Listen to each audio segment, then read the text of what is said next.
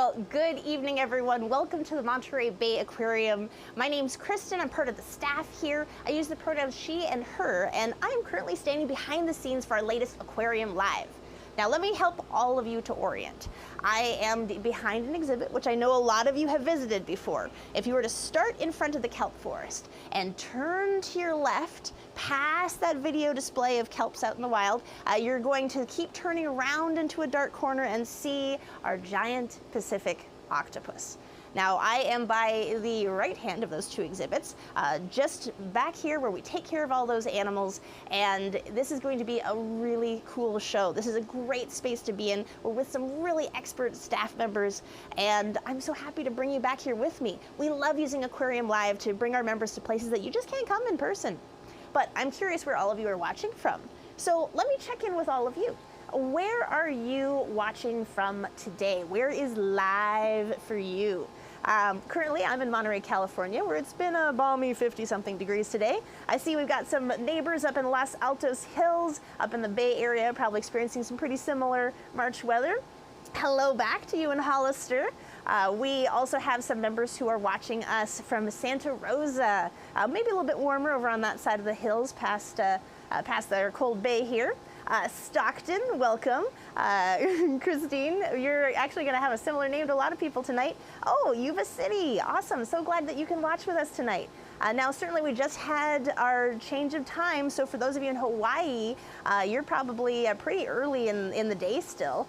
We just had our daylight savings time switch over, so everyone's been feeling it. San Francisco, oh, Mount Davidson Manor. It's so thankful that you can watch here with us. We've got a lot of folks watching from California, but look, it's like our first state to the east. That's Denver. Thanks for staying up late with us. And I know we're going to have some folks watching from further away. Boise, Idaho. I had some folks write in ahead of time from Kentucky who are watching us as well. And a little down south in Long Beach, California. Now, I am, of course, watching with all of you today, and I'm not the only one here. I am joined by Kindis Safa, who is an aquarist too here at the Monterey Bay Aquarium. Kindis, you're also from this area. You're Bay Area, right? I sure am, yeah, not too far away. Yeah, North Bay. Grew up in Mill Valley. Well, we kind of feel like you were born and raised right here at the aquarium. You and I were chatting long before tonight's show, and you kind of grew up here in the aquarium. You started in our volunteer program even. I sure did, yeah. I actually like to joke that my career was born and raised here at the Monterey Bay Aquarium. Started off as a volunteer, then made the jump to an intern, and then eventually into my current position, which is aquarist for animal care. Yes. Well, we are so lucky to have the support of all of our members and donors to have programs that support our volunteers, our interns. We're trying to grow all those internship programs that give folks just like you a start getting hands-on with these animals. Totally. And the animals are why we're staying in this location right now. Sure. So can you introduce us? Who is the octopus that we are going to be spending time hanging out with today? Yeah, so today we're going to meet Chica. That is her house name, and she is currently our largest female giant Pacific octopus, or abbreviated GPO. You might hear that from me tonight, that we have right now on exhibit. Yes, and this is going to be a different program from what you've seen earlier. Sometimes when we do behind-the-scenes experiences or videos or things with our octopus staff, we have to be really focused on taking care of the animal, and so it's a little harder to get into in-depth conversations. But in Chica's case, we anticipate she's going to be pretty calm. Let us get into some really good detail with all of you, because this is the first time we're doing a program with an octopus that has eggs, right? Yeah, oh yeah. So, yeah, Chica recently did lay a clutch of eggs, which is kind of our early signs of senescence, which is a natural process that some of our giant Pacific octopuses go through. So yes, she is currently brooding a clutch of eggs right now. Yes, and some of our members actually wrote in advance of tonight's show saying they were there like when she started putting eggs on the window. How neat, yeah, that's very cool. So I am a little curious, so to set up some questions that I know we had, if folks come to visit and they're coming to see Chica, they're coming to this exhibit on the front side, they're actually going to see some of her eggs hanging on the window. What do we know anything about that? Can she like reorganize them? Is that an aesthetic? Yeah, really good question. So currently right now she does have some eggs on the window. She actually has also laid a couple of strands of eggs here under her rock ledge. So Chica has the ability to put her eggs wherever it is that she wants.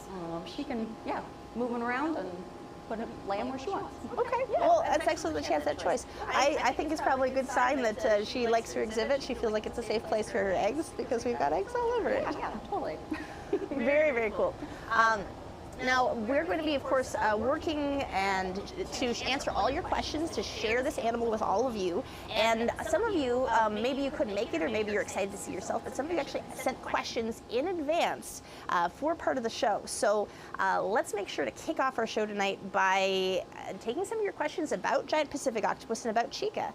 I know we have our very first question coming from one of our member families, a couple of a brother and sister, I believe. So, Scott, let's see if we can... Hi, Zimmerman. I am 6 years old, and I live in Truckee, California. My name is Zoe.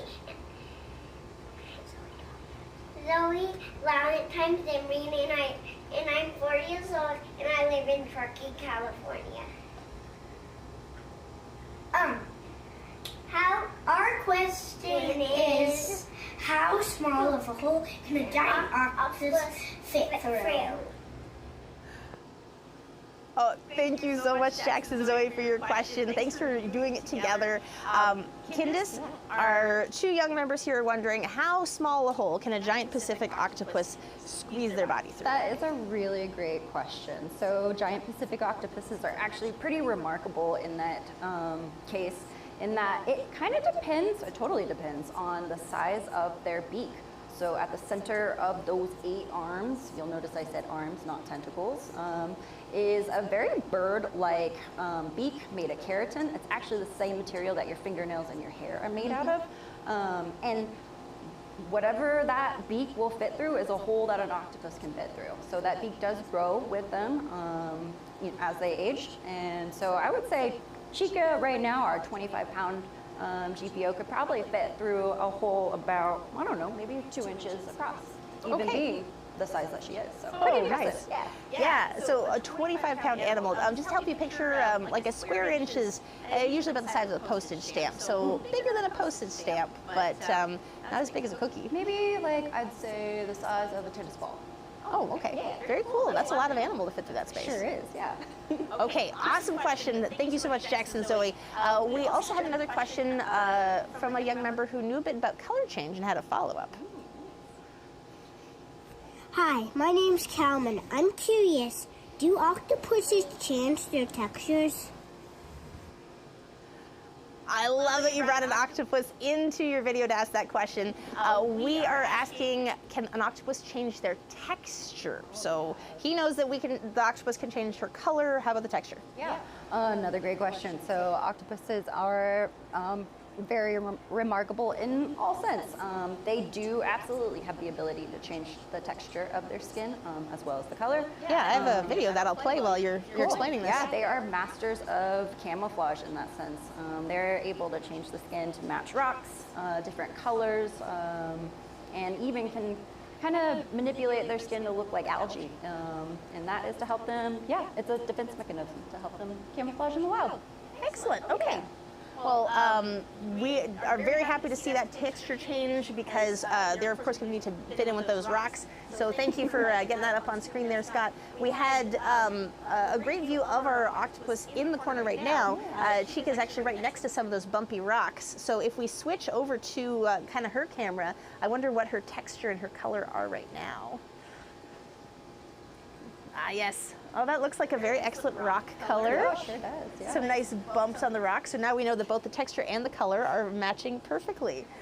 We can barely see you. Well, we can see. We have a camera on. All right, let's go back to some of our member questions.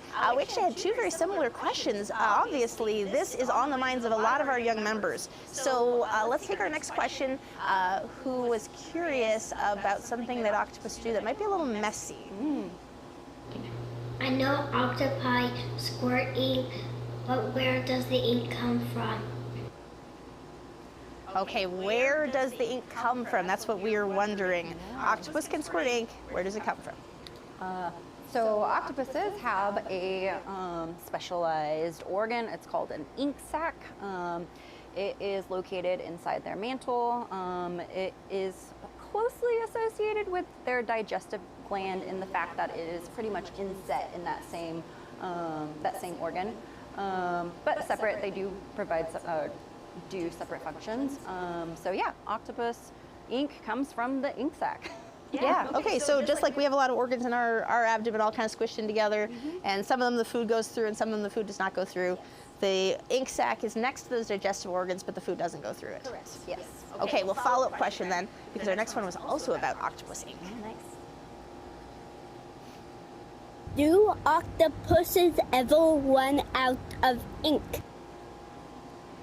Perfect follow-up. So more in depth, drilling down now. If an octopus's ink comes from an ink sac, does it empty? Can they run out of ink? That is a really great question. You know, I am not 100% sure on the answer to that, but I can make some educated guesses. So, because the ink sac is quite large and it's highly concentrated, the ink in there is very, very, very thick. And the fact that it is able to mix with, you know, a medium like water, one would think that on one use, it wouldn't run out. So I think they can get a couple uses out of it. And I don't believe it will run out. So, yeah, but it's a great question. Since it's an organ, presumably they can refill and produce more ink in there? Definitely. Nice. Okay. Yeah. Excellent. So we're not going to have to worry about a Chica who's getting a bit older here, you know, having an empty ink sac. She's all protected. Yeah, she sure is. Very, very cool. Okay, let's keep it rolling with the questions. I know we've got some really cool in-depth ones. Scott, what do we have next? Hello, Monterey Bay Aquarium. I had a question. The giant Pacific octopus, how quickly can they grow? I know they start out quite small, and I know they don't have a really long lifespan. I believe it's like 3 to 5 years. Correct me, please. I love being wrong. But yeah, how fast do they grow? And why do they grow so quickly? Okay, Candace, our member Morgan was wondering if we had any idea about the octopus growth rate, specifically these giant Pacific octopus. She noted they only live about 3 to 5 years, which was very good, by the way. And they start off with itty bitty tiny eggs. Like we can see them on the window right now, and these eggs are small. What do we know about our GPO growth rate? Yeah, okay, so that's an excellent question. Like you said, our eggs on the window are very small. They're probably about the size of a grain of rice. And so the paralarvae that do come out of there are even smaller than that. Unfortunately, it's hard for us to determine an exact growth rate just because when those eggs hatch, the paralarvae spend a good amount, an actually undetermined amount of time in a pelagic or planktonic state where they're just floating around, getting bigger and bigger. And when it's time for them to settle, then they will settle and start turning into a more typical octopus. Yeah, now some of our members, you might have heard of a phrase you hadn't heard before, paralarva. Candace, could you define what's a paralarva? Yeah, so a paralarval state is going to be a little bit different than like another invert larval state in that it is pretty much just a miniature version of the adult animal, and so it's not really going to go through that like metamorphosis, really dramatic change. It's very similar to what we see in our 25-pound GPO. Starting small and getting big. Okay, so we know larvae are things like caterpillar turning into butterfly, and GPOs do not have a caterpillar stage. You know, I did some math though. With the size of the eggs right now, about that grain of rice, and then considering about the 16-foot arm span of our adult giant Pacific octopus, if you use that increase in size, a human baby would grow up to be twice the size of the Statue of Liberty. So, so we may not know much about their growth rate when they're in that tiny, tiny baby stage, but the growth rate we do have is thanks to being able to take care of octopus like Chica here on exhibit. Yeah, and these octopus, the giant Pacific octopus, are the largest largest octopus species in the world. So, yeah. Okay, now a little tangent for all of you. Members, you sent in your questions ahead of time, and we love giving you insider scoops. So we have another question, one last video question that is not about octopus, but it's on the top of everyone's mind, so I want to take this question anyways. Hi, my name is Allison, and this is my question. I saw Ray in another aquarium get pregnant, but it was only around male sharks. Can sharks mate with rays? If not, how did that ray reproduce? This is, like I said, on the top of everyone's minds right now, the pregnant ray and another aquarium. Actually, the Monterey Bay Aquarium has been asked about this, and you all are getting the scoop because, thankfully, when we prepare for Aquarium Live, we have lots of experts. We were able to ask Anne Greening, who's our elasmobranch expert. Anne, can you explain what's going on with this ray? Thanks, Kristen, and thank you, Allison, for your great questions.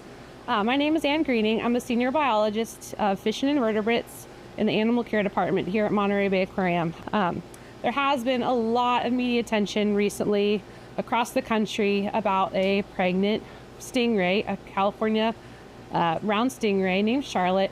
The interesting part of it is that she does not have another male stingray in her exhibit, and she has a couple of male bamboo sharks there. So I think your first question was, can the sharks be the father?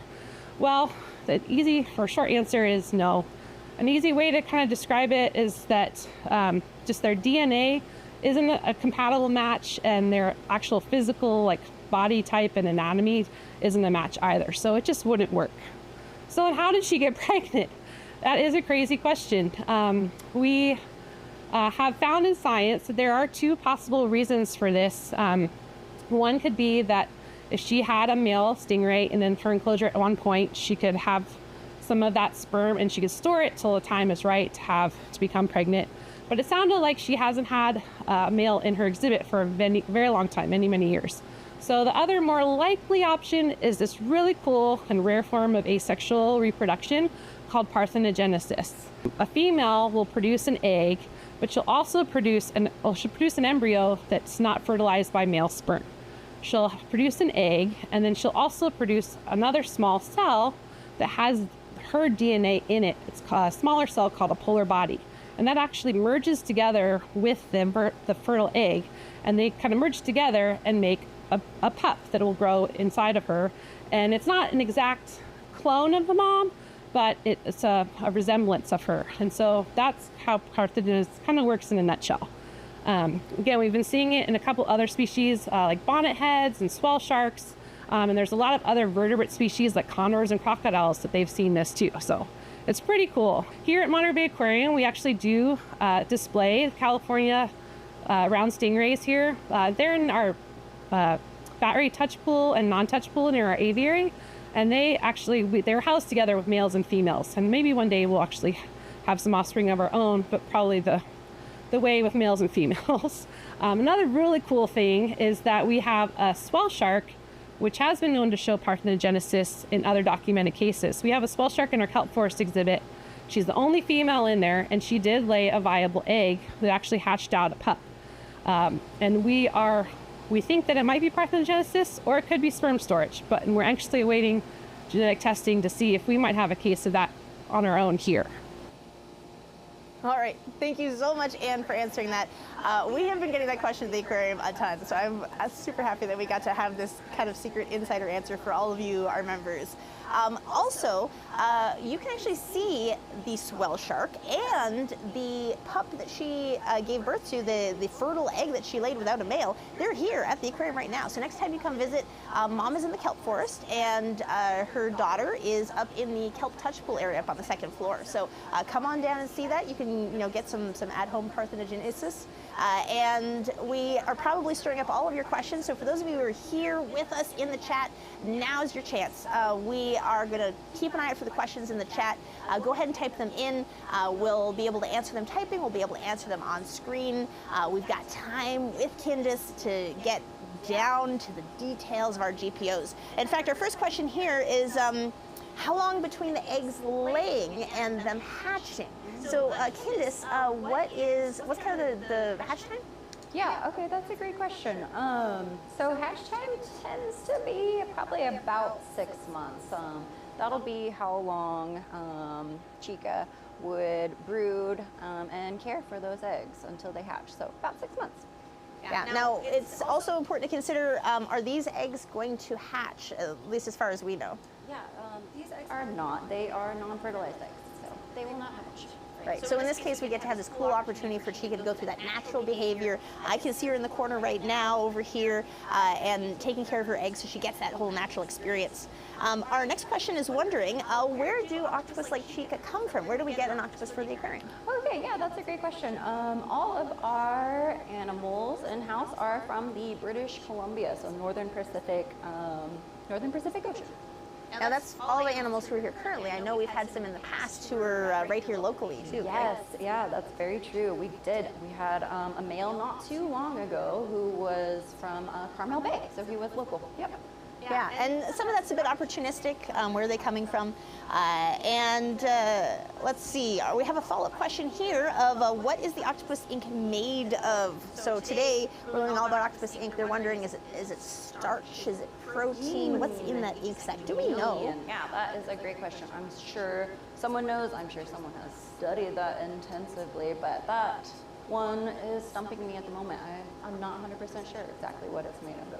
Awesome. Okay, this sounds like something that we're going to send out in a member news. I'll have to learn. I'll just put like an octopus feature in later, and we'll tell all about octopus ink, what it's made of. Yeah.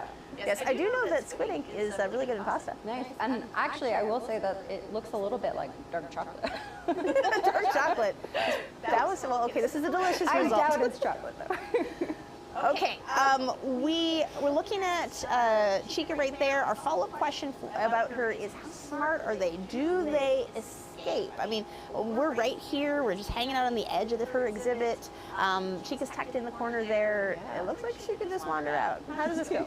Yeah, they are highly, highly intelligent animals. So much so that we actually do have to what we call octopus-proof any kind of exhibit that they are living in. So you'll notice that most of our would-be hard surfaces are covered in astroturf, the same thing that you find on football fields or anything like that. And actually, this astroturf with all its different surface area makes it so that the octopus can't suction on with those suction cups. So it's one of the ways that we can octopus-proof an exhibit. Another way is we have jump guards that we do put up around the tank when we're not around. So. Yeah, if you're looking down at the footage of the octopus climbing on the window here, you can see those individual suckers, and those can each handle about like 35 pounds of force, each individual sucker, and that is going to be a really good way to take things apart, in addition to being smart, so they can disassemble their space. But it does make it really easy to take apart their food. Our next member is wondering what the octopuses eat. Oh, yeah, good question. So octopuses eat a wide variety of food. Here we give them, right here I have some examples. They are all pretty much fans of prawn. So this is a type of shrimp species that we feed out here, and this is a squid. But on top of that, they also eat different kinds of fish and crab. Yeah, a lot of them are real big fans of crab. Yes. Yeah. So we have this dish right here. We can give a close-up of the camera there if you all want. You don't have to smell it, so it's great. Just in case Chica gets hungry. But to chime in, we know that she's going to be hanging out over there with her eggs for the most part, so we have a little bit of food, but how much often does she eat when she's kind of in this brooding senescence phase? Yeah, that's actually one of the characteristics of senescence, is that their appetite does decrease slightly. So for right now, Chica is still eating. She took a shrimp or two from us, yesterday. So yeah, but that is a characteristic of senescence, so decreased appetite. Yeah, looking at the size of those shrimp, a shrimp or two is not a big deal. Yeah. But there is a lot that we can do for her aside from offering her food. So we can make sure she's got things to play with, ways to move. We talked about they can move their body through holes. And in fact, our next question here is about how they move. How's an octopus navigate? They're certainly not going to be bony like us if they're going to fit through the holes. Yeah, no, they're not bony at all. They're going to use a couple different methods for navigation or movement. Obviously, one of them are going to be, using their arms with those really strong suction cups. Each of those 8 arms have suction cups, at least for the females, that run the whole length of that arm. So from the base of their mantle all the way out to the very tip. And like we said, those are very, very strong. 2.5 size suction cup can hold, a 35 pounds, no problem. So, moving around with the arms, by suctioning on and pulling themselves is one way that they can move around. Another way that they can move around is by jet propulsion, I guess. Yeah, we saw a little Pretty clip of that cool. from our octopus earlier, that when we captured her being more active. Yeah, and so that jet of water comes out of what a structure called a siphon. So, she has the ability to move that siphon around anywhere really that she wants, in order for her to kind of direct where she wants to end up after that jetting movement. Yeah. Now, certainly in this space, we see her climb around a little bit more. She doesn't need to jet away from predators. And this is a space that we can see that she's all by herself. There's no other octopus in here. She's of course not by herself from fish, but do octopus like companionship? Do they like to be alone? Yeah, great question. So even in the wild, octopuses tend to be solitary animals. So they are not very social, with each other. Yeah, it's really interesting to think about. Like, I am a social person. I'm an extrovert. I'm here with all of you on Aquarium Live, and I love it. And I wouldn't, but I'm not an octopus. I don't know what it's like to be an octopus. And it's been really interesting taking care of them, right? We want to find things that they like, that work for them. We come up with all this enrichment, and sometimes it's similar, sometimes it's different. What's something we have in common with an octopus? Yeah, I will say, with my time, working with these animals, you realize that every single one of them is different. Every single one of them is unique. So, like you said, it's good to figure out what it is that is enriching for that animal. And for this individual particularly, we have found out that salsa music is fairly enriching for her. So, she's a fan of salsa. You were actually telling me a story about playing salsa music for Chica, and how is it that you know she likes it? Because she can't tell you. Yeah, no, you're right. She can't. So I kind of inferred that she is a fan of salsa music because anytime I would put my phone, say, on this spot or over on the other beam, she tended to follow where my phone went. So if I moved it around, she would head over into that same direction about where the phone was. So she was following the music. Well, good job being on top of that, because we know those suckers are very good at grabbing Yeah, things. definitely. I did have to watch out. Well, we can see that our GPUs are comfortable here near the surface water, but she is in a chilled exhibit, which kind of represents the deeper, colder water. So how deep are giant Pacific octopus found? Yeah, okay, that's a great question. They actually have a wide range of depth of where they're found. They can be found anywhere from intertidal, if it's the smaller animals, all the way up though to 2,000 feet, 2,000 meters. Yeah, so very, very deep. Wide range. Yeah. And that's why this is chilled. And she's actually in here with some deep water, cold water rockfish too. Yes, yeah, that's a good point. So yeah, with that really deep water, it's going to be nutrient, oxygen rich, very, very cold, and very, very dark. So these rockfish species that we find in here are also going to be habitants of that same environment: cold, rich, nutrient-rich, dark water. All right, so Koa is wondering if the octopus like it light or dark. Since we're talking about them going down deep, we know the deeper it goes, the darker it gets. Yeah. So they're more of a fan of the dark. They like the dark. Yeah, you probably can see if you're looking around the backgrounds of our octopus moving on exhibit, the background of this shot that we're sharing with all of you live. This is definitely kind of one of the darker, less well-lit spots that we've shared with all of you. Now, great question following up with this. Patrick is wondering, we've seen people use a few different conjugations of the word octopus. Is it octopi? Is it octopus? Is it octopuses? Yeah, that is a topic for debate, isn't it? So the correct word for the plural of octopus is octopuses, and that's just because it is a Greek-derived word. So octopuses is the correct plural for that. Yes, and it's actually something, members, you probably heard around the aquarium, the same thing we do with fish and fishes, right? Yeah. We say there are many fish in our school of sardines, and we say there are many fishes in the open sea exhibit. And we can say that we have giant Pacific octopus here at the aquarium, plural, and there are octopuses in the Monterey Bay. Sure. Yeah, Totally. but not octopi. Not octopi. No. Octopi. If it were a Latin root, then that would be correct. Well, thanks for sharing the linguistics. It's so cool to have experts like you to share with our members.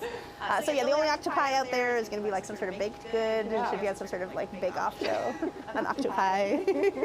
Well, no pie here in this exhibit. We have been talking about how each of the suckers can handle like 35 pounds of weight. Is there any way to kind of talk about how strong an octopus is? Yeah, and it's a 2.5-inch sucker can hold that 35. Yeah, not necessarily the tiny ones, but that being said, they are very, very strong animals. Yeah, I mean, 8 arms. So, yeah, and each one of those arms and those suckers actually have the ability to move like individually from each other. So, yeah, they're very, very strong animals. Yeah, if she was over here interacting with you right now, you probably wouldn't be, having this in-depth conversation with us because you'd probably have to manage 8 arms, right? Definitely, and actually we have the rule of thumb here is to try and only get like 2 arms on you at a time, just to make sure that you don't get in over your head. Yeah, you can see footage of staff interacting with one of our giant Pacific octopus right now, and just one arm you can see is getting a really tight grip there on a person.